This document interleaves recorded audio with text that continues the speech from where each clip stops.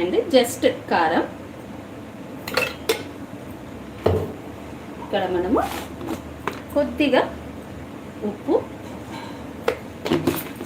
ఇప్పుడు మనము ఈ ఎగ్ను కొద్దిగా మనము ఇట్లా రోస్ట్ చేసుకుందాం.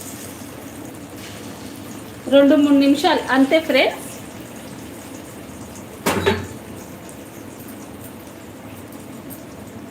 ఇట్లా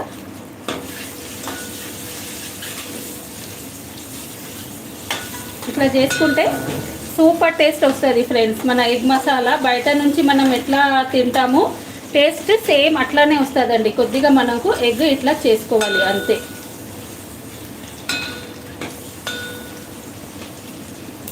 చూడండి ఇట్లా మనకు కట్టెలు పెడతాము కదండి, లోపటి వాళ్ళకి మన మసాలా వెళ్ళుతుంది. అందుకే మనం కట్లు పెట్టుకోవాలి.